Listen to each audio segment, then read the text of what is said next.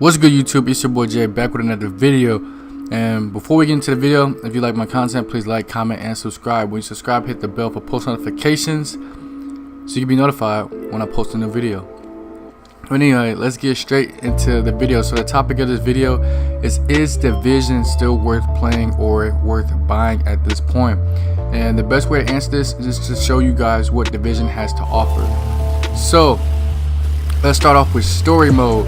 The story mode is pretty in-depth with a lot of Easter eggs and characters that you can learn about through echoes and different means while you're leveling up. After you hit level 30, there is some lifetime after level 30, which you can run various missions that you ran while you were leveling up on harder difficulties to gear up and get exotic gear and classified gear, which are higher gear than the regular gear that you're going to be used to as you're leveling up. You can get a bunch of different weapons, customizations, and in the meantime also get more skills unlocked if you haven't already done that. So that alone, that has a lot of content potential within itself, not to mention that it's also free and it comes with the game. Another free thing that comes with the game is resistance. So this is wave based. You have a variety of different waves. So right here you got the EMP wave, where it off and on takes away your skills, so you're forced to just fight without using your skills.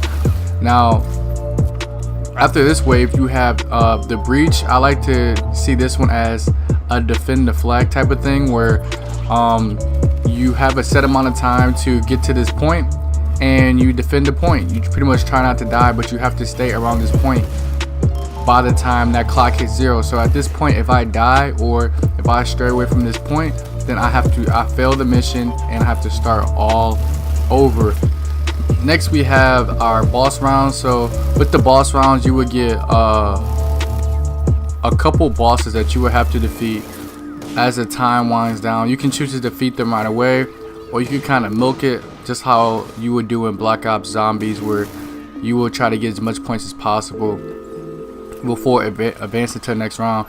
It's a similar concept to where you can just simply kill the enemies and wait to kill the bosses, or you can just kill the bosses right away.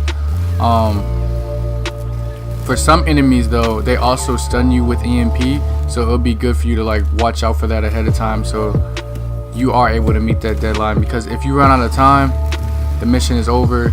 If you die, the mission is over. As you see, after you kill the boss, it tells you how many enemies you have remaining. You kill the remaining enemies, and that's the end of the round. It's simple. You'll also get gear after killing these bosses, gear and other items from killing those bosses. So you have another round that has SHD interacts offline. So this means you can't open up any doors, you can't activate any turrets, you can't get any ammunition, you can't get any med kits. As you see, when I went to that box, it said compromise. So this is a mission that's going to be strictly based off you not being able to access any other doors or any other perks that's within the game. And then the last type of round, we have contamination round. So contaminations pretty much work like you take damage based off how high the contamination round is. Also around this round, that's when enemies start hitting hard if they melee you. If you die in this round, you will not be able to get picked up by a support station, or your teammate will not be able to get picked up. If you die, you automatically die. So if you're by yourself, that's the end of the round. It's game over. If you're with a teammate, it's up to that teammate to survive the round by themselves. So you can see, as this is only round 9, but in higher rounds this can be very difficult. So off resistance, we also have HVTs. So HVTs, you can either go to weekly or dailies. So this is just, you go to various places around the map in story mode, and you just kill enemies, and you kill enemies until you get your bosses comes out. Consider like yourself being a contract killer. So as you see, I secure the area, so now I have the bosses that come out. You neutralize the bosses, and once you neutralize these bosses, all these bosses drop gear for you. So this would be a great way to get gear if you're new to Division, or if you're just now starting and you just hit level 30. You can even run this with a group. This is probably the easiest way to get gear out of all of the options that I'm going to mention.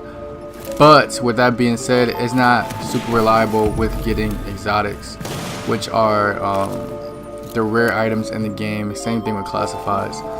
Next we have the Dark Zone. So the Dark Zone is a mix between PvE and PvP. It's an entirely different map.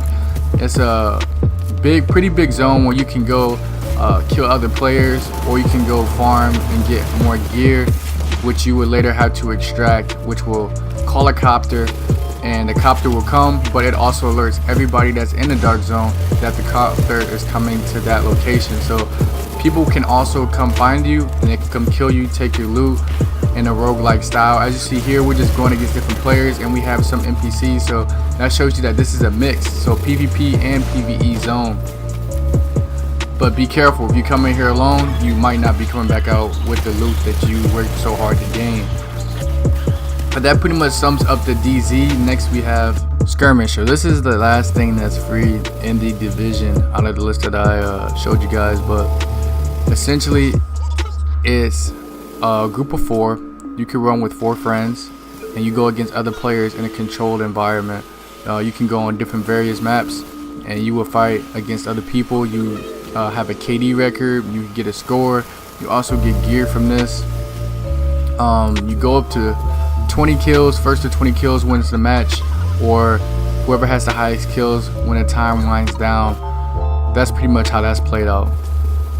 So with all this content, how much will this cost you? Approximately $10. Dead serious. Since the division has gotten a bad rep from when it first started, the game was extremely buggy. There was a lot of lag issues, and that's why it's so cheap. And now that it's kind of Black Friday weekend slash Cyber Monday ish slash around Christmas time, you'll be able to find an even bigger deal on this.